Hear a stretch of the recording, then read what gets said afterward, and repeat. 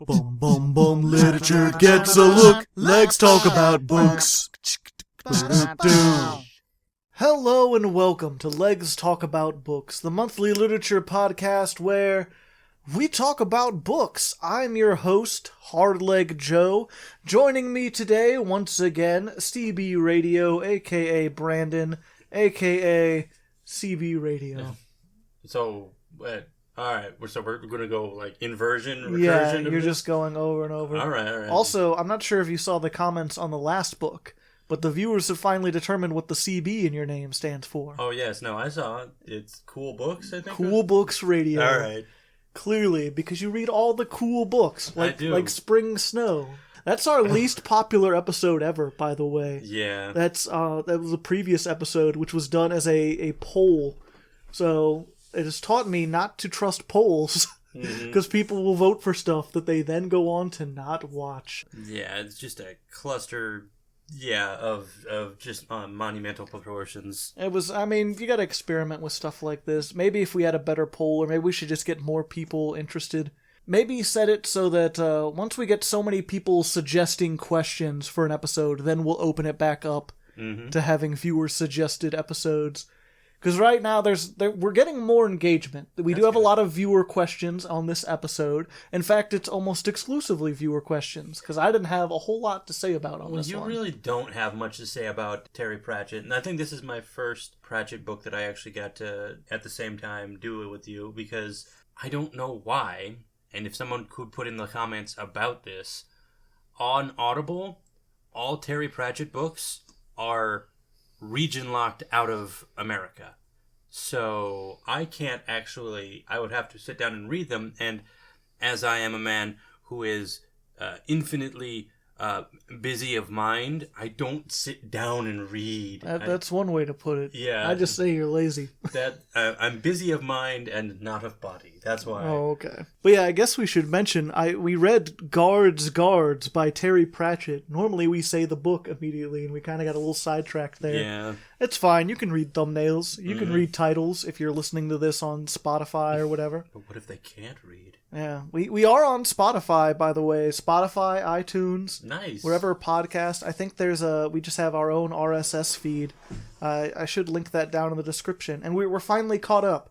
So the episodes should come out on YouTube first, and then over on the podcast place like the next week, whenever I have time to upload it. I haven't uploaded Spring Snow at the time of recording because I just didn't really have any motivation to, but maybe that person will come out of the woodwork. We'll get that. Well, plus I've been a little sick. I'm not sure if you could tell. My throat's still kind of sore, which is why I'm going to be a little lower energy than normal. But hopefully you enjoy Hardleg ASMR time. All right. Well, we've gotten out of all that, and let's get into the meat and potatoes of Guards. Yes, Guards by Terry Pratchett, which I believe is the 6th book in the Discworld franchise. Which we should note, the Discworld series is not like other fantasy series. It's all the books take place in a shared universe, but a lot of them don't really follow from one to another. Like there are a series of books that follow specific characters. In this case, Guards follows the town watch in the fantasy city of Ankh-Morpork and sort of their shenanigans. Kind of an interesting procedural cop drama almost, but with fantasy guards. Yeah, sadly this one did not fall into that purview so much. Not as much, but there was still sort of an attempt to do it, especially with the opening narration trying to harken back to film noir stuff. Yeah, there was kind of a spark for it. Yeah. I will say this is a little bit of praise for Terry Pratchett, who he isn't praised enough, I think. Yeah. It's not like he's an acclaimed author of all time. Yeah, I think there's like 40 Discworld books. There's a lot of them. But yeah, I do want to make that point, though, real quick, because I was one of those people, people told me I could read Discworld in whatever order, and I was like, no, I want to do it right. I want to start with the beginning. No. Don't start with the beginning. It's bad. The first 2 books are really not all that good at all. Equal Rights is the third one. That one's all right. Mort's all right. Guards is probably the best of the ones I've read so far, but I really wish I had sort of skipped ahead. And to get to my little praise there real quick, I was going to say, like, there are a few books that we've read that are literally just, like, they're the same kind of idea. They're in a same universe. Magic Ships. The Ships of Magic. Ships of Magic, sorry, was another one where it's like, there's these different, like, there's a 3-book series that's still in the same universe, or there's, like, the, what is it? Mistborn? Mistborn does that. But none of them are near as, like, I just, like, extensively different. Yeah. I mean that's the thing, like, they are different, but they're almost, when it comes to the Ship of Magic, which I forget the name of their universe, the Farsi Travelers or something, but, like, the difference between the series they take place on, like, entirely other continents where they don't even interact with each other in the slightest. Yeah. Like, no, the first book takes place partially in Ankh-Morpork. And they visit that city in, like, 3 of the other books. Like, it is the de facto capital. 3 of the other books? I was thinking, like, most of the other books deal with, like, Ankh-Morpork, like Mort, the one that's about Death's Apprentice, mostly takes place in the afterlife, and it deals with another kingdom. But it does deal occasionally with the Unseen University, which is the College of Wizards that's in Ankh-Morpork. Dope name, actually. The Unseen UU. Yeah, no, that's why it's that way. Yep, it's very close to being Uwu. I don't trust it. And I mean, that again, just heaping on a little bit more praise on the Pratchett though. But just like this, each of the series is, yes, they deal with the same people, but they also feel different in certain ways. Because I mean, that's the kind of the genius of it, is the fact that, like, yes, they all feel very shared. You're in this same, like, main city. You visit Ankh-Morpork in almost every one, but the difference between, like, following the city guard that's, like, regular people there, and then versus the first book where you're following Rincewind, the wizard, who is just basically trying to avoid trouble and always getting caught up into it, versus the series that's literally from the perspective of death. Yes. It's like this immortal, detached being looking down on humanity. And then, like, the witches, which are kind of like, they're basically female wizards, but they have a very separate society, and they're kind of, like, looked down upon. That's the double entendre of the first witches book, which is called Equal Rights, but it's rights as if, like, magic rights. Oh. Because it's about a woman who, or not a woman, but a little girl who basically inherits a wizard staff, and they're like, oh, she has wizard powers, but she's also a witch. What the fuck do we do? And it's basically like a little girl being adorable and casting magic spells while everyone else freaks out and tries to figure out how to solve this problem.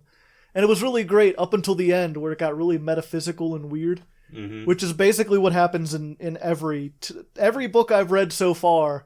Definitely takes the clown shoes off and just, like, continues, like, walking into oblivion.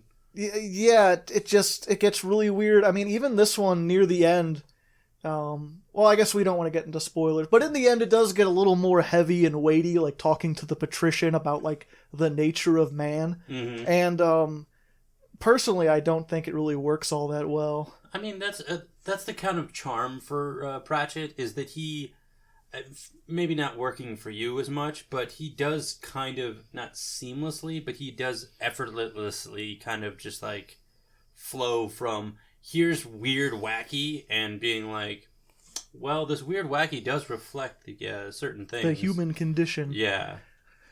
See, that's where I would argue, because I've written down my spoiler-free thoughts, my review, essentially, and that's, like, this series makes me laugh. It's a fun distraction. Without a doubt. Terry Pratchett is excellent at characters, and he's excellent at a setting. Like, his world building isn't, like, amazing. Like, there's a lot of weird holes and stuff with how Discworld works, but it's consistently goofy. It's consistent in how it operates. Actually, let me give you a little pause there. I've heard a really great description on world building that I think fits this perfectly. Heard somebody talking about Harry Potter, and how Harry Potter has great world building, in the sense that, as the world building is the term of, like, you remember the iconic imagery of said world. And so the building of the world really does fit well in there. But then when you take the lens out and then you start looking at it from an actual point, like, you're like, so these people who can teleport use the biggest and dumbest birds to transport their mail. That's dumb. Yeah. See, that's where I would differentiate the difference between world building and having a good setting. Mm-hmm. Like, world building is your ability to build a consistent world with a history and culture and things that make sense that you want to look into it, where it feels like this world is realized. Mm-hmm. A good setting doesn't have to have good world building. And this is like an excellent example of that, where it's like, no, I don't feel like the disc has existed for eons. I feel like Ankh-Morpork was sort of like, has always been there and will always be that way and won't change in any super substantial ways. Although I hear they get steam power in some of the later episodes, which makes things kind of weird. But that's what I was going to say. Terry is really good at the characters. He's really good at the setting. I don't think his plots are very good. They're not particularly interesting. Like, the stuff they set up at the beginning ends up... Like, they kind of set it up almost like a mystery, except for no one figures out what happens until after it's already too late. And the thing that ends up saving the day is, like, something that's unrelated to anything they set up in the first fourth of the book. It's, like, something that happens later on, and then even then is barely explained. And it's like that in most of his stories. It sort of feels like he really wants to introduce these characters, and he really wants to show you this interesting world. And then once you get to, like, the 3/4 of the way, he's like, okay, now I have to wrap this up, because it has to end at some point. Though, admittedly, you've only read the first books in each of these, like, series. It's possible they get better as they go on. Now that each of them obviously introduce different characters, and you do kind of, admittedly, you fall in love with all of them. Like, they're all real fun. These are really great, fun characters. You like to read about them, like, the good characters, the bad characters, like... and by bad, I mean, like, evil characters. Like, even the malicious people are still interesting people that you like to read about. Heck, the first chapter of this book is nothing but the villains, and somehow it's one of the funniest damn things for me. I didn't find it hilarious, but I found them really relatable. You know, they're a bunch of put-upon people sort of being fooled into doing something evil. I mean, they are still evil. Timely. They're being fooled into doing something evil by someone with more ambition who's convincing them that, like, they deserve to do something nefarious to gain what they want. And both the nefarious guy and them are both compelling and interesting to listen. Like, we've had stuff on this, The Ships of Magic, where the villains were so one-dimensionally evil and I hated them so much that I dreaded to read about them. And here is not the case. I like hearing about the bad guy and what he's doing. For me, it was just, like, the discussion that they were having and the way they made that discussion happen. Like, Pratchett has this really great way of even taking the most malicious things and making them goofy. Yeah. Like, there's, it's a minor spoiler because it's the first chapter, but, like, at the first chapter, there's, like, secret meeting is happening, and one of the members shows up, and he's just, like, they're going through all the steps to make certain everybody's, like, secretive and everything. And then one of them's like, wait, I think I'm at the wrong one, and literally leaves the scene and is never seen again, but it's because he's like, that's last Tuesday. I'm in the wrong secret society. I put in the different password, and the doorkeeper just let me in because I was a guy in a robe. Turns out in this city of magical, there's a lot of secret societies of guys in robes doing things nefarious. Now, that's the thing, like, maybe this is why I enjoy them so much more, but, like, they feel like a spoof the entire time. Yeah. And I loves me a spoof. I like again, this is one of those... This is why I don't have very much to say about Guards. Like, once we get into the actual discussion. Because, like, it's a good book. I enjoyed it. I had fun. But it didn't really, like, wow me. I didn't come away thinking anything great. It was just, like, the best I could say is, like, repeating the jokes that were in there and talking about that was a good joke or that was a good bit. Admittedly, he may not delve too much into things, but he definitely is a master of humor, obviously, because he makes you laugh, he makes you think about it. And so I would say, like, on the artistic scale, like, sure, he doesn't make you think about things, but humor does make you not think about things, which can help uncertain well, things. that's if you know me and how my scale of how I rate things, I never give like a solid grade. Mm-hmm. I'm always like, I grade it on what it's trying to accomplish. This is trying to make you laugh. It's trying to have a good time. And if that's all you want from your books, this is like a 10 out of 10. I was just trying to put my thumb on your scale a little bit there. I'm not going to go over the whole thing, don't worry. Mm-hmm. But I was just going to say, like, if you just want a fun story with good characters and an interesting universe and it wraps up in the end, like, this accomplishes that. If you're like me and you like reading stuff that has a little bit more meat on it, stuff that makes you consider things you've never considered before, this is not really going to do that. It's just sort of like, it's there, I enjoyed my time with it. It's like an amusement park ride. Like, yeah, I enjoyed riding the boss or whatever, but I don't know what I could say afterwards other than that was neat. I almost threw up. You could say that. That's what I'd say. And if we're going to go for my scale, I just go by a plain, like, by number scale, just on how much I enjoy it and how much I would recommend it. And I would give it 4 mysterious robed characters out of 5 on this one. I enjoyed it thoroughly. I'm curious. I'll have to look back at, or maybe someone else who's been listening to these can tell us. Does Brandon have a consistent scale? Because I feel like sometimes you use it out of 5, sometimes it's out of 10. Yeah, I've heard a lot of praise for just basically the thumbs up, thumbs down system, where it's like, at the end of the day, all that's important is, did you like reading it or did you not? How many stars doesn't matter. I know. I'm mine is just being like, I'm gonna put a monetary thing that doesn't really matter on it. I'm gonna give it a number 8.8 out of what? Who knows? I also like the idea that if I started doing the thumbs up or thumbs down, I'd be like 2 thumbs up, and then 1 thumbs down and 1 thumbs up, or 2 thumbs down, or just yeah. I mean, you could obviously have like variations. Check plus essentially, where it's like, did this succeed? Thumbs up, and then if it's like a great thing where you're like, you gotta see that, then it's like 2 thumbs up, 2 enthusiastic thumbs up, or if it's like, this was hot garbage, 2 thumbs down. Yeah. Now, can we just have one little food for thought before we really get into this? Sure. I would love to see Spring Snow written by Terry Pratchett. I would not. It's such a nice... I don't want to see that story again. I don't want to hear about it. I will say that this has been a great palate cleanser from being like, oh, Spring Snow, that was pretty and annoying and sad and so many negative and yet one positive emotion, and then get to guards and we're just like, well, that was fun. Yeah. Well, like I said, for me, I felt emotionally uninvested in sort of both of these, so it's just like, I liked this better than Spring Snow, but it wasn't. I've started again on Wheel of Time, so that's my palate cleanser. Yeah. Getting back into that, but yeah, we won't go into Wheel of Time this time. We'll get back to that eventually. For now, though, I think we're going to go into spoiler territory. And if you're unfamiliar with the show, or even if you are, you're going to get the same spoiler regardless, so whatever. We're not really going to give a blow-by-blow. We're not going to summarize the plot. We're going to assume that either you've read this book already, or you're not going to read it. So we're just going to talk about it, and if you get lost, that's your problem, bucko. Should have read the book.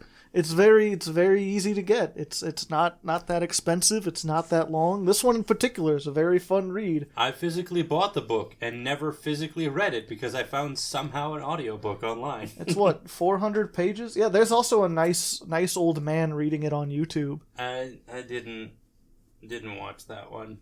He did good voices. I listened to a chapter or so of it while I was playing Minecraft, but I had to go back and read it anyway because I don't remember that much. I have a trouble that's I can't do audiobooks because I don't remember a lot of the material, not as well as if I read it. I appreciate the guy's fervor. It's just that like audio mixing in the background was very distracting for me. Yeah, my point is though, if you want to listen to it for free, you can, and it won't take that long. You just got to put up with old man with decent audio mixing. Yeah, 4 hours. It was like, this is legit one of the shortest books that wasn't abridged immediately. I'm curious. 1 second, I'll be right back. Because, yeah, like, Gods and Generals only took me 2 hours, and that was definitely abridged. I'm just comparing it. Like, I've got an Animorphs book. That's about 183 pages. And that's only Guards like 300. Guards is 400. 400? Yeah. So Guards is like 2 Animorphs. If you could read an Animorph, if you could read 2 Animorphs, you can read Guards. Okay, so starting with the discussion points, Sparse Dunes on Twitter asked me to compare this book to the other books I've read so far, which I kind of already did in the intro without really intending to. All the books of Pratchett, or just any of the books? I think he meant specifically the Discworld books. Okay, good, because that's all the other ones. Like, there's a pretty. This isn't low on the list, but it isn't very high for you. Yeah, it's like in the middle. It's above middle if I'm comparing it to every book I've ever read. Mm-hmm. But if I'm comparing it just to the Discworld, I think this is the best one. I really liked Equal Rights at the beginning, and then the end completely lost me.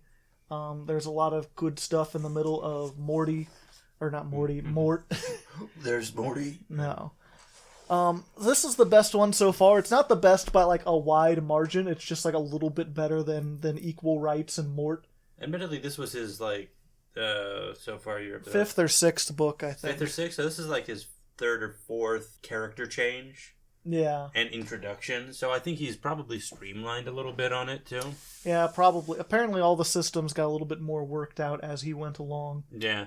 Because it's the witches, Rincewind the wizard, the Death. guards, Death, the guy, the con man who has to run the mail system. He has his own series of things. Nice. And then there's, I believe, another one. You could find a chart online of just like basically the reading order for it, where they fit chronologically. Mm-hmm. You don't have to read them all chronologically, but it helps to start at the beginning, I guess. I mean, some of them do. Like, this one would definitely be probably beneficial from, like, I don't know. I'd be interested. I have the last Guards book, Snuff, and I'm curious. I'm thinking maybe I'll go into it without reading all the ones in between. That one I've heard is one of the best. Yeah. A lot of the earlier books I have, like The Color of Magic, you could tell it's a later reprint because it says from the author of Snuff. So it's like, I think that one did really well.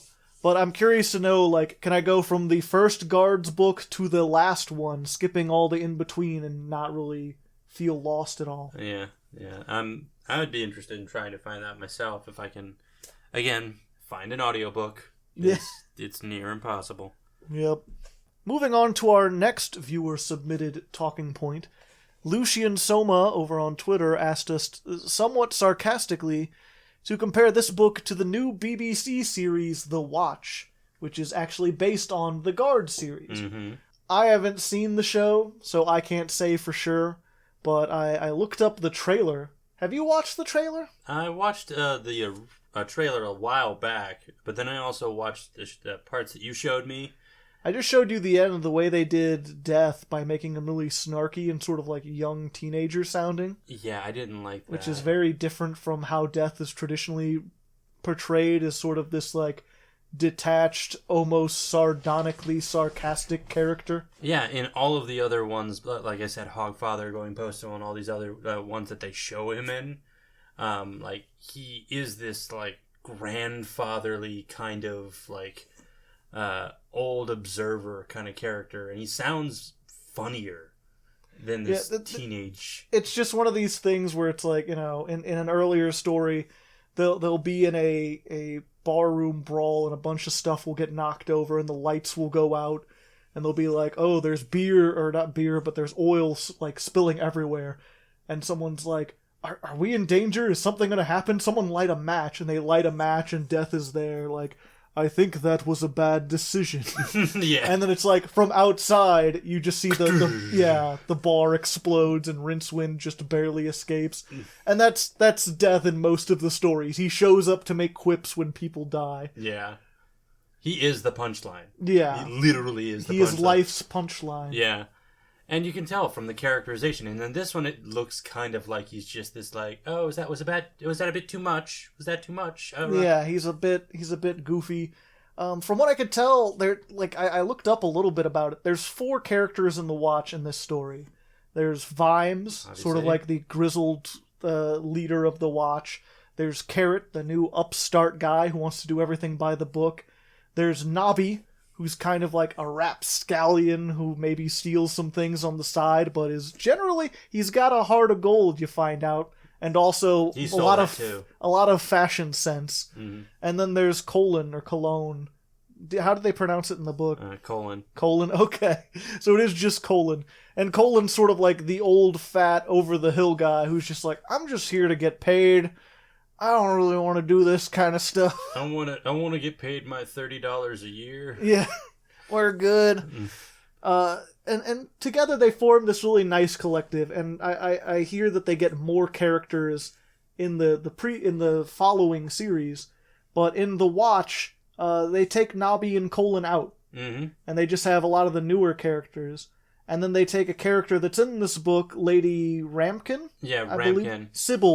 Sybil Rampkin, who's sort of like this big, boisterous mountain of a woman. Very, like, plus-size feel. Like, yeah. Every part of it describes her as being rather plus-size. Yeah, she's a very large woman, and she's very much into raising these little swamp dragons. And you get the idea that she's, like, a nerd in the traditional sense. And, like, she has devoted so much time to this that she hasn't really devoted time to other stuff. She answers the door and she's wearing, like, boots and a leather apron and she smells like dragons. And her dining room is just full of books and stuff about them. Hell, literally when one of the characters wakes up in her bedroom because she took him up there because he got injured, he's the description is like, this is clearly the bedroom of a person who had never expected never expected anyone else to be in this bedroom. and had been so devoted to her task at the time of her life. And she always, also this very if you ever watched a British show and they're like, she's a tough old bird, that's kind of like the characterization that put her at. She's a really good, well-rounded character. Like, she's smart, she gets stuff done, she's not perfect, she's got flaws, but like all the characters, she's fun to hear about. And when push comes to shove, she does the right thing. And in the Watch, she's Trinity. She's literally just like... She's they put her in like a leather suit, and they actually have her fighting crime alongside the Watch. Mm-hmm. And she uses dragons, like the little swamp dragons, as weapons. Like, she pulls one out of her belt and uses it to launch fire. Which she never does in the book. No. That's Vimes that does that. Vimes, he threatens to do that because they think that he can, but they make it clear that, no, you cannot fire a dragon like a gun.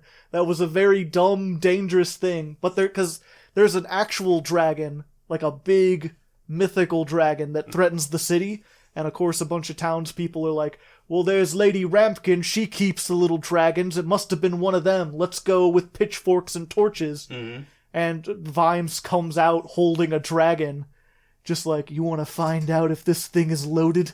I think he does the Dirty Harry line, which literally doesn't make any sense. I mean, yeah, but there's also, But I'm just saying, the point is, they turned her from this very knowledgeable, nerdy, and also, like you said, just a very large woman into this very thin leather catsuit, kung fu fighting, uses dragons as weapons. And it really just kind of goes against the sort of realism that this series had. I guess realism... I should say realism in sense of the characters. Yeah. All the characters feel like these very down-to-earth people. You get to know them. Even though they're definitely not in situations that would be down-to-earth. The world is fantastic, but the characters are very much human. They're fleshed out. They're very, three-dimensional. Yeah. Well, and that's also from what I can tell, Ankh-Morpork in the series is a town in the middle of a desert. Oh boy, I didn't know that. They very much changed up the setting. They've also fast-forwarded a bit. There's a lot of, fast-forwarded in time. There's a lot of anachronisms, like they have modern, police badges and a couple other things. And I think I have it written here. It's the best things about the Terry Pratchett novels are the characters and the setting.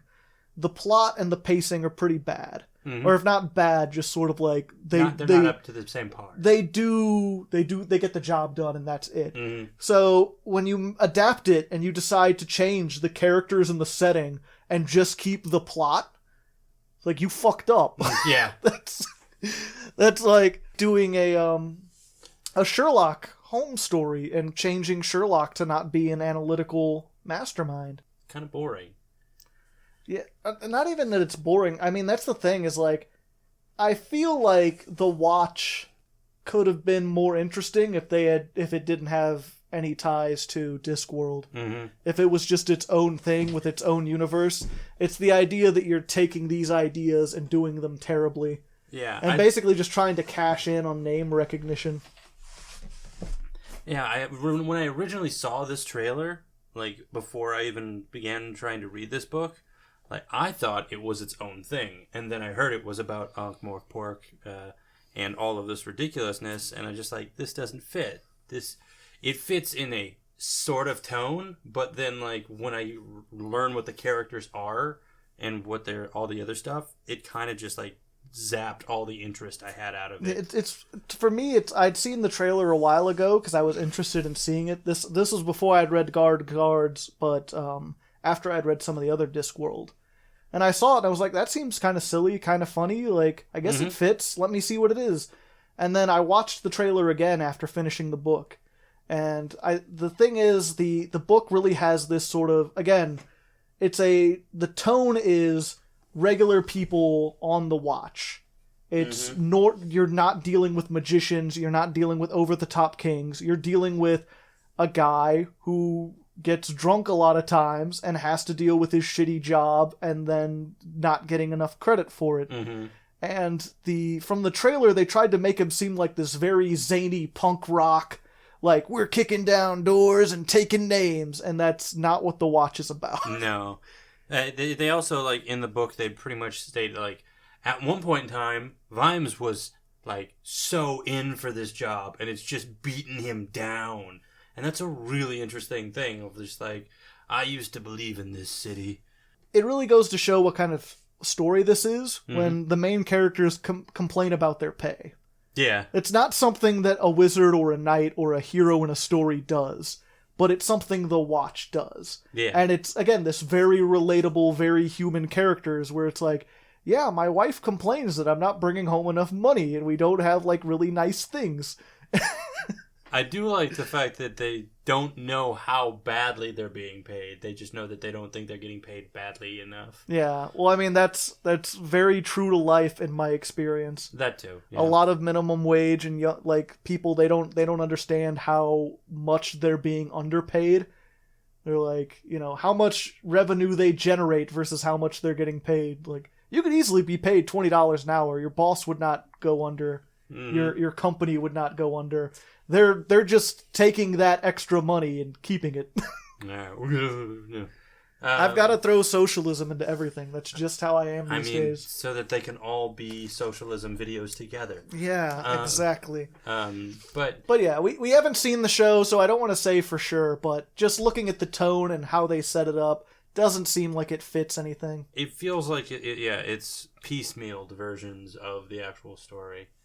All right, we have another question here from Letter J. The Letter J, sorry. Who's actually on the Discord, which I guess we should mention. If you like the show, if you want to join the Discord and submit questions and learn about what books we're doing in advance, you can join the Hardleg Patreon. It's linked down in the description. Or I guess if you're listening to this on a podcast, it's patreon.com/hardleggaming, which is my main channel. Yeah. I should probably change it to just Hardleg or something. But yeah. You join that. If you join for $1, you can get on the Discord, and then you can discuss things and submit questions of your own. But yeah, the Letter J asked, what are your opinions on cop/detective/crime/mystery stories in general, and did those opinions affect your enjoyment of the book? For me, I'm a big fan of whodunits, but I'm also, like we've already stated earlier in this video, or audio, I'm lazy. So I have not really done any research into any of them, or I haven't really started reading any of them. But I'm a bit of a fan on that. You like mystery, like, movies and stuff. Mystery movies. I absolutely hate cop procedurals because they just kind of all feel samey after a while. Never been a fan of CSI? No, but that was also my, like, brother's thing, and that was always that, like, hey, my brother likes this, I don't like this. I really liked CSI New York. I had, like, a year where I watched that, like, regularly. Miami for me, but that was also partially because there were a bunch of girls in bikinis, but It helped, but I also did find the characters enjoyable. But I never liked the Miami guy. Horatio Caine? Yeah, he was just kind of like weird and lanky. Yeah. I don't know, it's like he didn't seem like he would be a detective. I liked Lieutenant Dan better. Even I could never stop thinking of him as Lieutenant Dan. But I mean, he did solve the mystery of where his legs went. Yeah. Because he got him back. He got him back, and then he became a detective in New York. Yeah, but no, so yeah, like in reading this book, kind of found the mystery really fun. But it wasn't as central to it, and it that's really the thing. This wasn't really a mystery or a detective story. Mm-hmm. You kind of knew from the start what was happening, and even though you didn't know like who the leader of the Brotherhood was, you found out before the characters did. Still, yeah. Like as soon as the dragon started talking to Wants, and I was like, "Oh, it's him. Okay, this all makes sense." But that was the thing, is like, you know, there's never a point where you're trying to solve the mystery alongside the characters. This isn't really a whodunit. It's more like a Columbo where you know the crime beforehand, and then you just kind of have to figure out how the characters solve it. Yeah. And the thing is, they don't really solve, like, the librarian goes into L space and then time travels to figure out who took it. Yeah, I mean, admittedly, yeah, this one definitely does not have that. It has, like I said, again, the sparks of a good mystery story. Yeah, I've heard the later ones are much more like mystery cop stories. And to further like cement how I view like procedural and cop drama and all that stuff, the things that I like is when it's an interesting set of characters dealing with a mystery, like Hercule Poirot in the Murder on the Orient Express, or Sherlock Holmes when he's not played by Benedict Cumberbatch. That Sherlock doesn't count. Yeah, but just like interesting characters. And this book already did the heavy lifting of making me like these characters, so I feel like if they did start doing a bit more procedural type stuff with them in the other books, I might enjoy it. Yeah, I've seen a few mysteries. Like I said, I like cop dramas a little bit. This didn't really feel like that. I didn't expect it to be, and it didn't live up to that. I've never really been into crime or like mystery novels, and I kind of find the whole noir thing to be sort of played out to the point that like the few times they tried to have it in here, like the beginning narration with Vimes drunk in the gutter, like even trying to be playing with the tropes, it still felt cliche. Yeah. And at the end where it just ends where he's like, "Here's looking at you, kid." I'm like, is that it? That's how you're gonna end it? Yeah. You're just gonna steal a line from another thing? That's lame. But at least it was over. Which makes it seem like I felt like this book could have ended like a chapter. There are no chapters. I felt like it could have ended a couple pages earlier and it would have been fine. But yeah. Let's go ahead. Next, I guess finally, we have the Crimson Brit, here to make things just a little bit more British. And he had several questions. He apparently really liked this book. He asked, what do you think about how Pratchett uses tropes and how he switches things up? Because I believe you said you really like this. Yeah, I'm a very big fan of how he kind of turns the tropes on their ears and yet somehow still uses them in a solid way. Like I said, the beginning of the book involves the council of hooded figures literally picking apart random hero tropes, and it still happens that way in the story. The whole story is predicated on a trope. It's these bad guys are going to summon a dragon because they know when dragons appear, or everyone knows that when dragons appear, great heroes come to slay them, and those heroes usually get made king. And what if we just happen to know a guy with a little bit of noble blood, and if we control the dragon, we can make it seem like it's being slayed. And then we can control the new king and get what we want. And, I don't know, honestly, I don't really like that kind of stuff, because I feel like it gets a little dated as time goes on. I forget when these were written. Let me check and see if there's So this was published in 1989, and even then, some of the tropes seem kind of like I'm pretty big into Dungeons and Dragons. I know some fantasy stuff, but like there's a plot point in here that dragons eat virgins, and it's like I didn't know they did that. I knew they like sat on piles of gold, but I thought I had never heard about that particular trope. I've actually seen that trope happen in a lot of different stories where they stop a dragon by feeding them a virile new virgin or the princess or anything like that. So it's just a streamline of that. Yeah, I've heard of people feeding things to a dragon, but never really like that. And there's a couple other things where, especially in the other books, like The Color of Magic and stuff, there's like some really old tropes about like elves and gnomes and stuff, where it's like, those aren't the kind of gnomes that I know. Gnomes have kind of evolved in the last couple decades or so, especially again with Dungeons and Dragons. Yeah. I no longer think of them as like 6 inches tall and like fixing shoes. I think of them as like, hobbits but slightly shorter, and maybe they're more tinkerers. They build machines and stuff like that. Yeah, they're also inherently magical. That's just the thing. But yeah, I get that the classifications. It's kind of like taking an ear out of Tolkien when Tolkien was like 50 years before him, anyways. Yeah. Actually, 40 years. Well, that's the thing. If this had followed more Tolkien-esque rules, then it would probably have more staying power, but it's more like fairy tale stuff, which is really... It's interesting how fairy tales have gone from children's stories sort of into these more serious Dungeons and Dragons style storytelling. Fantasy has sort of evolved to more of a teenager's fantasy as opposed to like little kid stories. Yeah, well, it's kind of becoming both, but yeah, like Terry Pratchett and how he uses tropes, yeah, they are kind of dated, but somehow they still make you laugh in how he turns them on his ear. They still make you laugh. I feel like they hit more than they miss. Like, I do feel like it's a nice to twist things, but I feel like he does it a little bit too much. And I feel like as time goes on and sort of like the tropes about fantasy change, it's going to be less and less funny. People are going to understand it less as like the ideas about what dragons are and what they do. Like, I feel like if we have a very popular story about dragons sometime in the next future that really populates the popular culture... How to Train Your Dragon? I'm not sure if that really, like, set the lore for, like, how dragons work. But I don't know, maybe, if you talk to a younger kid, the idea that dragons hoard treasure or even talk might be like, what? Yeah. Why would they do that? They all act like cats. Yeah. They act like, aren't dragons just like animals?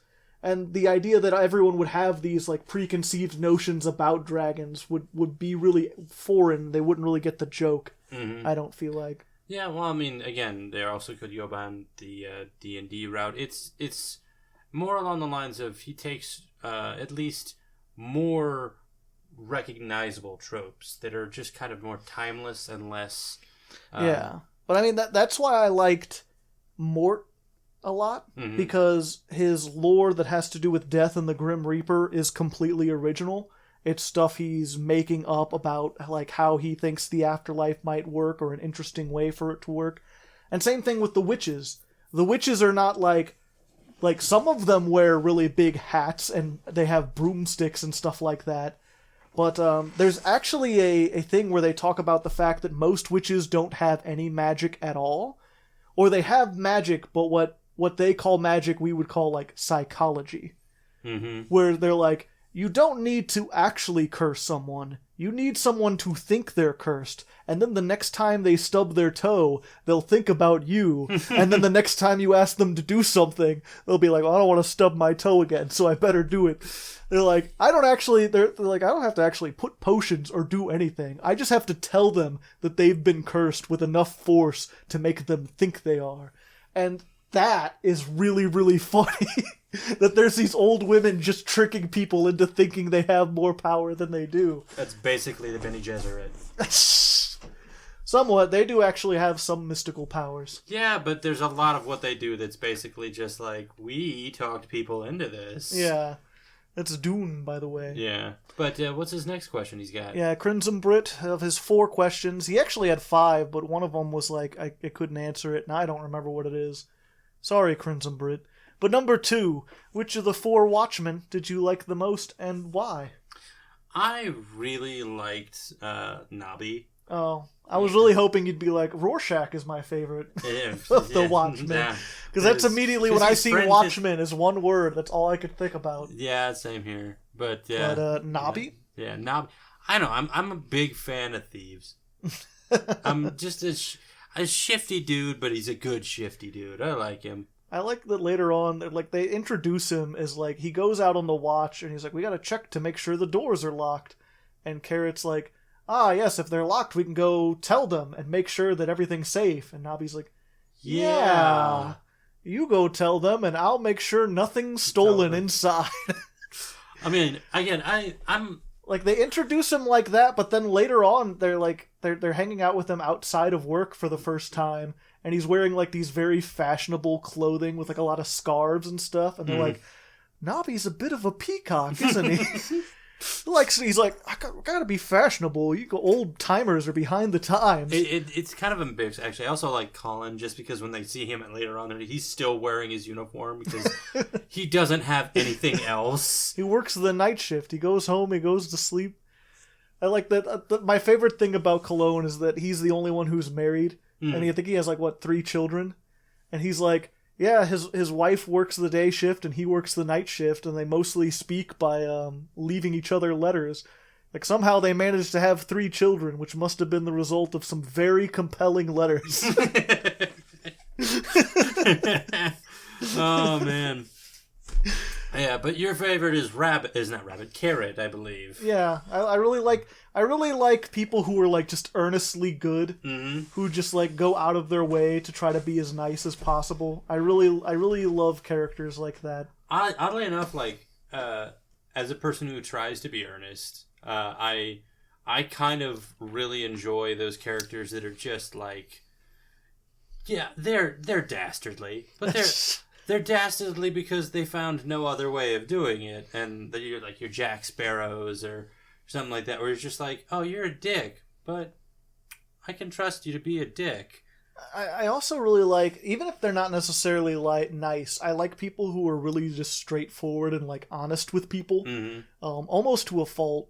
I'm kind of like that myself a lot of times, or at least I used to be a lot more. I feel like I've learned a little bit how to reserve, but I used to be very straightforward, like, no, I don't like you, but here's why I don't like you, and people would be, like, upset that, like, what do you mean you don't like me? That's rude to say. I'm like, I don't mean it in a rude way. I'm just letting you know the parts of you that I don't find appeasing.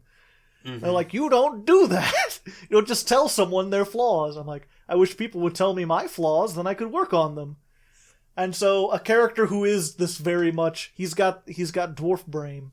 He just needs to mine in a straight tunnel. That admittedly was one of my favorite moments. Not that so much, but when there's a bar fight and he just literally, like, the introduction of Carrot to Vimes where he's just like half torn in half, but like everybody else is just on the ground. And he's just like, I'm gonna get all of them, Captain. That's another thing, is I also really like characters who are like the One Punch Man. The Ed from Ed, Edd n Eddy. The guy who's just like, no, you don't mess with him, he is unstoppable. Yeah. But yeah, no, like, I like those two because just like, I always love the R2-D2 and C-3PO / like Mary Pippin characters in the background that are just like, so the main characters have driven the plot this way, and it seems we have to go this way, but we're not going to like it. Yeah. We're going to be complaining the entire way. I mean, that's the thing, is I really like Nobby and Colin because they feel these very relatable, very like normal characters. Like, you kind of meet people who are a little bit... Nobby reminds me a little bit of Bootleg Drew in a way, I'm not going to lie. And I'm pretty sure I have an uncle who's just like a Colin. And, you know, that's why it's really a shame that when I heard, like, the Watch series, like, kept them out, I'm like, but why? They're so good. It's like, I guess they wanted to go a more action-y route, and having 2 goofballs isn't really all that action-y, but they have the heart. Especially because, again, near the end, they're like, we're going to do this 1,000,000-to-1 thing, and it's probably not going to work, and it might get us killed, but we're the Watch, damn it. I love the math that there's a 3 million to 1 shot, like one right after the other. Yeah. That's another thing where it's like, I get the humor, it's kind of funny, but it's also kind of silly. Mm-hmm. It's almost like too silly. That they're sitting there like, we all know that something can only succeed if it's 1 million to 1 shot. So all we got to do is make it very unlikely to work, and it'll work out. And he's like, well, what if it's like 900,000 to 1 and not 1 million, and we just die? They're like, well, stand on one leg. That'll make it less likely. Well, close your eye. Turn the other direction. If we could just make this more 1 million to 1. And it's like, it's funny, but it's too silly for how these characters are. I like the fact that they try and go for that and obviously fail, but still 1 million to 1 things happen without their prior knowledge. Well, yeah, well, that's later on. It's just like, and then the tiny dragon comes to save the day, and they're like, what's the chance that tiny dragon can defeat that huge dragon? Probably 1 million to 1. Da-da-da. And then 3 of them are just like, it's going to happen. We got it. Which, yeah, I guess we should talk about that really briefly, because we mentioned it earlier, but the solution to the dragon is just like a tiny dragon that's been their sort of pet for a while, develop super dragon fighting powers. Super rocks up on it, yeah. Yeah, and then also seduces because it's a lady dragon. Yeah. And then they just fly away. It's probably twice his size. Yeah. And it's like, they never really set up exactly that something would happen with it. They actually do. Like, they kind of set up that something's weird about it, and that it can change, but like, I don't know, the fact that it's a girl dragon, the fact, like, it really seems to come out of nowhere almost. They do kind of put small hints, like the fact that dragons mate in the air, and they kind of talked about that a little bit, and you're like, why? What the heck does this have to do with anything? And then this isn't as, like, pulled tight as other books, like in Wheel of Time, but he does do rather good about peppering in information. Yeah, he peppers in some stuff. But it's like, I guess that's the thing, is I look at stories oftentimes almost like a mystery, where it's like, given the clues, could I have figured out what was going to happen? Did the foreshadowing sufficiently foreshadow? Out of this, it's like, well, I knew something was going to happen with the little dragon. I wouldn't have, in a million years, guessed that it was that. Because they didn't foreshadow enough, I don't feel like. Well, and plus, again, it's the fact that, like, that little... what was that dragon's name? I forget. Oh, it's just some Sir something. They renamed it halfway through, though. But no, like, yeah, they did kind of they kind of built him up throughout the end of that last book when the dragon was taking over. Talking about how, like, he had been eating all of the kettles and all this, how dragons rework their insides to burn hotter. And I figured it was gearing up for a climactic fight, and it did. But then that hard twist at the end was the part that I didn't see coming as much. Yeah, or even just the way that it did fight. I thought maybe it was going to, like, lay an egg and have, like, give birth to, like, a noble dragon or something. Like, oh, it had the recessive genes, that's why it was there. Or maybe it would give, like, one really hot burst of fire that, like, gives them the chance they need to get in. I didn't think it would, like, rocket through the air like a little missile. That's an interesting way of doing it. Like, also, I could not tell, because the way they did it, was it, like, shooting fire out the ass and literally flying like a missile, or was it, like, flying backwards by shooting out of its mouth? I like to believe that it somehow was firing a stream of heat so hot that it was cutting air, thus creating less air friction, so when it flew, it created more and more. Well, that's what they said. They specifically mentioned, though, its wings weren't flapping because its wings were too small to actually gain it lift. They're like, it was the force of its breath that was moving it through the air, and the wings were just, like, tilting. They were like rudders. They were there to move it.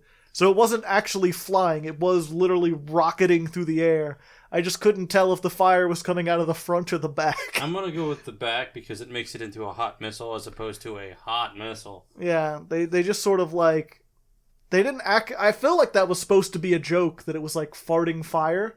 but they sort of ducked around it so much that I couldn't actually tell. Yeah, see, that's one thing. But he does kind of beat around the bush to the point where you don't get the bush. Yes. Sometimes. Feel- But yeah, moving back to Crimson Brit's other questions. Mm-hmm. What did you think of Vimes' progression from drunk to hero? I liked it because it was kind of Vimes sobering up, realizing that there's actually something for him to do and feel useful. I really liked it too. I feel like it was one of the best handled aspects of this. Also, not Loki, Heike, I loved the romance that they kind of like between him and Sybil because it felt natural. Yeah. It felt much like he starts off being like this big woman, but she's she's interesting, but okay. All right, she's kind of nice. Oh, she's all right. And at the end, just being like, you want to have dinner? Yeah. I also like that that didn't end with like this very cheesy, like, you know, they kiss under the starlight or whatever. It was just they ended and they're like, you want to have dinner sometime? Like, yeah, sure. Let's do it. And then Vimes in his head realizing, I kind of do think she's beautiful in her own way. In her own strange way. And that's really, really good, like, romance. Yeah. That's 100%. Like, and it's slowly worked into it just in a very, again, natural, realistic sort of way, in a way that doesn't feel forced or contrived like so many romances do. Yeah. Wheel of Time. I was going to go Maybe they're not contrived, but they're like, snow. Destiny. Spring Snow. Spring Snow. I'll just keep saying that damn book. No, get it away. I don't like it. But yeah, we liked it. But again, that's the thing is like when you just like something, but it's not the most amazing thing you've ever heard, it's like there's not really a whole lot to talk about. It's just sort of like, yeah, that was good. Yeah. I liked it. But, anyway. but side characters, Crimson Brit wants to know about favorite side characters. Yeah. You got a couple. I got one that's specifically... well, I mean, like I said, I really like Lady Sybil Rampkin. She was introduced sort of partway in and ended up being a much more interesting, nuanced character. Again, I can't think of anything other than nerd. She had this, like, sort of obsessive personality, but it was never portrayed as being, like, so overbearing in the way that a lot... Like, she could have easily been, like, face buried in a book and never looked up and, like, completely missed all social cues, but she wasn't. She liked dragons more than most things, but she wasn't completely, like, obtuse. For me, it was kind of like her... I would describe her as a very sturdy charm. In the sense that, like, she's very stalwart and steadfast in who she is and never changes that. And she simply adapts to the scenario that's in front of her with that same personality. And that's really refreshing in a character. It's one of those things where you meet her and she's like... Your first impression is like, oh, she's kind of weird and out there. She's a little kooky. And then the more you meet her, you pretty much go in the same progression as Vimes, where it's like, yeah, she's pretty nice. And then by the end, you're sort of like, I hope she's in the next book, because I really want to know about what she does again, what else she gets up to, because she's an interesting character. And I really liked the librarian, because they established him in the first book as like a joke. Like, it's just like a throwaway gag that, like, a bunch of crazy shit happens in the university and spells go everywhere. And they're like, a wall disappears, the air in one room turns into wood, and the librarian became an orangutan. And it's just like, it's just that. And then in the next book, they come back to Ankh-Morpork and like, yeah, the librarian's just still an orangutan and he does a better job now than he did when he was a human. And he seemed like, the other wizards have been like, you want us to turn you back into a human? And he's like, no. Just shakes his head, hands you a banana, seems very happy. Yeah. And in this one, he's like an actual fleshed out character who does stuff and kind of gets deputized by the Watch. Has his own perspective on, like, you get, like, from his perspective, you get, like, understanding on how he now views, quote-unquote, humanity as he is an orangutan. Yeah, he has sort of like a, almost miniature death perspective. Yeah. Where they talk about how he goes around on the rooftops of the city. He's like, I can travel up there where the humans do not, and literally look down upon them and see them in their little lives. And they get so busy in the drama, and they don't know the simple joy of a banana. Now, for me, my favorite side character is the Partition. Just because... The Patrician. Patrician, sorry. A partition would divide things into separate rooms. Oh, yeah. But yeah, the Patrician was my favorite character simply for the fact that I'd already gotten an introduction to his character through other shows, but this was the first time I'd actually gotten an introduction to his character solely for a bit. And I don't know, I just like, he's just such a baller at doing his job that no one knows about. Like, no one else knows how well he runs this stupidly crazy, like, insane city that has, like, a mages guild that's stupid and doesn't know what they're really doing. A thieves guild and an assassins guild that are just out in the open, and somehow he makes that work. He's certainly an interesting character with a dynamic philosophy. And like I said, if this story can be said to have like a point to it, like a deeper message, it has to do with the Patrician talking about how society is run and how he runs it, where he and Vimes have this little discussion, and the Patrician is like, you know, people think there's good and evil people, and there's not. There's just bad people on different teams, and I pit them against each other so that they're too busy competing with each other to affect the regular people who are out there just living their lives. And, you know, it seems almost like Terry Pratchett's trying to say something. I don't know, it feels almost like he's siding with the Patrician, with how the Patrician works so well. But then, like, he also goes out of his way to be like, the Patrician didn't like the word dictator. Such a messy word. The Patrician doesn't believe in violence for cruelty's sake. He does believe in being cruelly violent if it serves a point, though. He's not a bashedly bad person. Like, he clearly has tortured and killed a lot of people, and he clearly creates a lot of chaos in the world. But he also creates a lot of stability. And they make a point at the end, because after he gives that speech to Vimes, Vimes is like, well, if you believe in that, why do you wake up in the morning? And the Patrician is just like, get out of here. And it's like, yeah, but that's a good point. Like, why do you, if you think that everyone's bad, why do you want society to function at all? Why do you go through the effort to keep things running? For whose benefit? For what reason? I don't understand you. Because they also make it clear that, like, even though he's a totalitarian ruler, he's like, he doesn't have a sex dungeon, even though nobles are known to, like, everyone has a little bit of sex dungeon from time to time. Nothing wrong with whips and chains in moderation. They're like, he doesn't like big food, he likes bread and water. He doesn't wear fancy clothes, he wears, like, he wears black, but not like a dark, like, evil black, but more like bureaucratic black. Like, this doesn't show dirt. So he's not doing it for his own, like, pleasure. He's not like a sadistic guy. But, yeah, so I don't know. I can't really bring myself to like him, but I can't bring myself to hate him either. I just like him because, like, he brings a certain command of respect anywhere he goes, somehow. Even when he was, like, in the dungeon, that he has the rats literally running errands for him. Never build a dungeon you can't get out of. I love that scene where he's just like, Vimes is down there. He's like, that he was shaving with a mirror that was propped up. No, it's not propped up. A rat's holding it. And then he tells the rat to go and get, like, the rat chefs, apparently, to go fetch him food. Yeah. Go fetch me food. Get me a bottle of beer. And I forget what he gets him. It's like a bottle of, like, Tabasco sauce or something. Like, they can't read, you know. They're trying to learn, but they can't read very well. I love somehow he's a man who brings order out of chaos just inherently as his presence. And I like that. Yeah. Again, it's one of those things, though. It's like, especially now, I can't bring myself to admire, like, a man who's an authoritarian. Oh, yeah. Even if he seems like that. Like, I feel like there's this danger in, like, seeing him as this really great, good guy.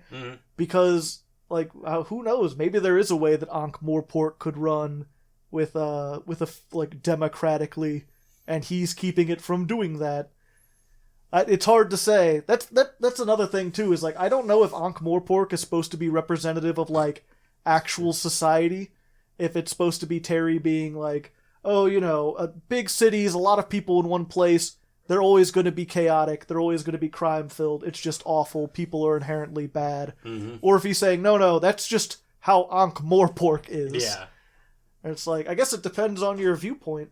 For me, I'm not, praising the Partition's, actual methods. You keep calling him the Partition. Yeah, I mean, he made divide thing. He is apparently dividing this. Yeah. There's a partition between you and me, Brandon.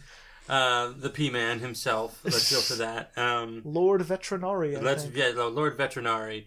I just really like what he does to a scene where he you have these characters that are dastardly or something else, and you bring someone else into his presence, they immediately crap their pants, essentially. He has the same kind of weight as Carrot, but in reverse. Mm-hmm. Where, he's also going to cut through the crap. I think you showed me that clip beforehand where someone, makes a joke. He's like, that was a joke. He's like, oh, be sure to tell me in the future if you plan to make any more jokes, will you?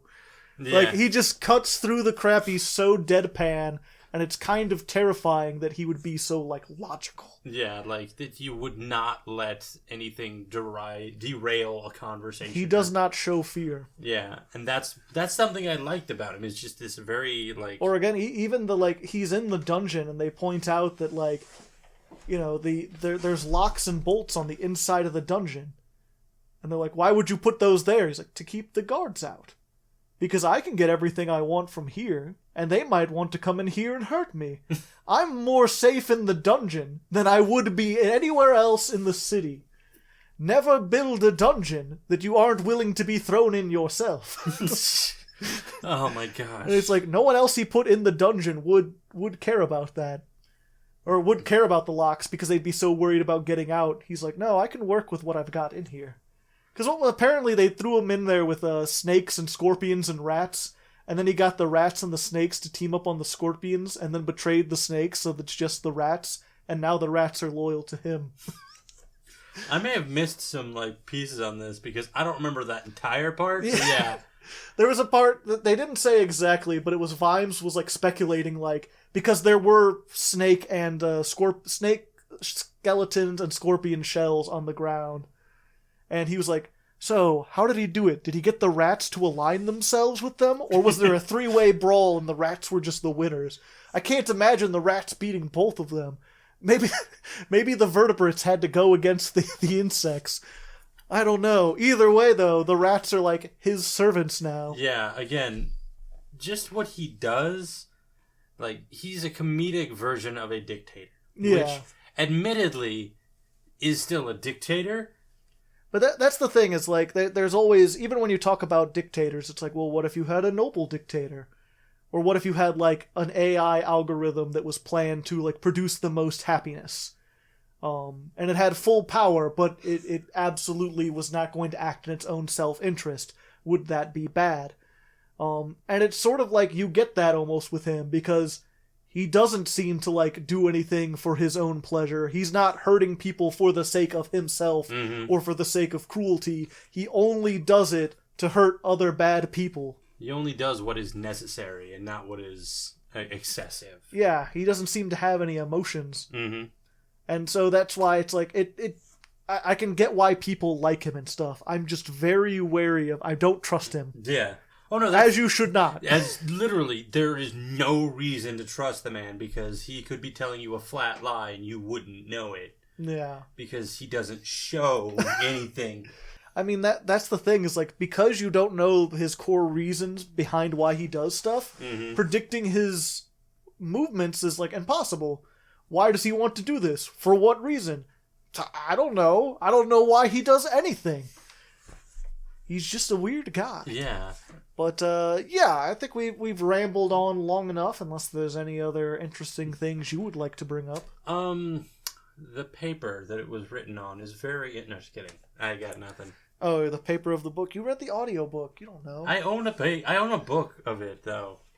Ironically, I have it, I did research into this book thorough research by becoming a security guard myself. And for like my entire orientation, I was carrying around the book, trying to read it, and no one commented on it, and it upset me a little bit. Because I'm like, I want to be a security guard. Oh, you have a book called Guards. One person could have said that, and I would have been like, that made my day. Yeah. Also, I should mention real quick, I don't know why they chose that for the name. They say it twice in the story and never in reference to the watch. They say it to the palace guards. Yeah. It's like, why is it called guards? Because that's what you say when you call for like the watch or anything like that. But no, that's the thing, is they don't use it. The watch aren't guards, they're the watch. Yeah. This book should have been called the Night Watch. And they're not the White Night Watch, they're just the Watch. Yeah, well, they are the Night Watch, but they're just the Watch for short. Yeah. But yeah, it's just kind of a weird name in retrospect. Yeah. Like, they title drop it twice, and it's never in reference to Vimes. It's calling other people to fight Vimes. Admittedly, when they did that, I literally paused the video and just like, all right, time to go. It's like that. All right, there we go. But yeah, 3 hours in. Hopefully you enjoyed listening to us ramble about this. Let us know if you'd like. We're open to doing more Discworld. Who knows? We've got a whole bunch of stuff. February is the shortest month. All the Discworld books are short. We could perhaps make it a thing like every year we'll read a Discworld for February. Yeah. We're slowly getting all the months to have themes. Yeah, most of the theme is Wheel of Time, but Halloween we have spooky. December we have graphic novels. July is usually reading House of Leaves. At least it has been the first 2 months. You talking about House of Leaves for like a 5th time. So. Yeah, I gotta get someone else to read it. And next month, March, we usually do... Well, not usually. This will only be the second March we've been here. But last March... As you all know, usually. Yeah. Last March, we chose a book that we knew would be bad. Because all our episodes come out at the end of the month. So the March episode came out on April 1st. And we read Empress Teresa. Are we going to read horrible. Spring Snow again? No, shut up. Stop mentioning that. The algorithm's going to hear you mentioning that, and then we're going to get even less views on this than normal. Don't snort at me, pigman. Anyway. Pygmalion. What? Don't confuse me with aliens now. It's 2:00 in the morning. I'm very tired. But, yeah, so we're thinking about doing another really bad book. We're open to suggestions. I was thinking maybe Tech War, which is a book written by William Shatner in the 1980s. Oh, God, no. Yeah, it's basically William Shatner trying to do cyberpunk badly. I'm going to have to listen to the audiobook of this. It's going to be Shatner. You know it's going to be Shatner. I was going to have Bardbreaker on for this, because he did the bad books last time, and Spare You. Although, if you want to join in, too, we could get 3 people on here, possibly. It depends what we choose. Again, we're open to ideas. We're not going to have a poll, but if you have ideas, suggest them down in the comments, and we'll look into it, try to see if we can find a bad book. Alternatively, we were also thinking maybe doing some YouTuber books. Books written by YouTubers, because we did that, and that was also really bad the last time. Mm-hmm. Although, I've been wanting to read one of Yahtzee's books. Oh, yeah. Because he's done like 4 or 5 of them, and the one that always appealed to me was Jam, which he's described as a story about a post-apocalypse with jam. That's really descriptive. Yeah, or an apocalypse of jam. And so I'm like, I want to know how jam starts the apocalypse, and also how you make a whole story out of that. Well, you welcome to the slam. Get into the jam. Yeah. So yeah, we might do that. If we can't find a really good book, or if Bardbreaker can't get into it, then we might just do Wheel of Time. I might suggest... we've already read The Path of Daggers. We have that lined up. I might suggest the first, Dresden File book. It was notoriously bad. And I attempted to read it myself, and it was really bad. I don't know. And see, the thing about Empress Teresa is it was, like, comically bad. Okay. It was so bad we could, like, Mother of God, what is this? Hoping we could get something like that. A lot of people have suggested the Onision books. I really don't want to give that guy any more attention. What? He's another YouTuber. He's known for doing a lot of dastardly things, and he's written 3 books, and they're all terrible, and they're all really edgelordy and just bad. And I really don't want to read them or give that guy any attention, so maybe don't suggest those. But yeah, if you have any other ideas, it's either going to be something really awful, or it's going to be Wheel of Time. And if we don't do Wheel of Time next month, we're probably going to do it in April. Yeah. Because I got a lot to say about The Path of Daggers. I think we were originally going to read, like, the next 3 books, because this is supposed to be the slog, where the series, like, goes downhill.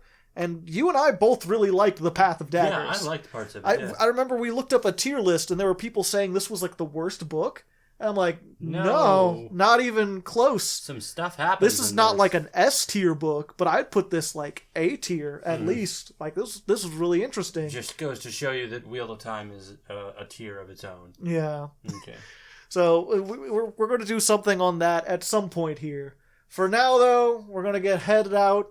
Thanks for coming. Remember to like, comment, subscribe if you're watching this on YouTube. Like, we really need as much support as we can get at this point. We've got very few subscribers, very few. If you could share us with anyone who you think would like this kind of stuff, please do. Join the Patreon, again, patreon.com/hardleggaming. And until next time... keep reading.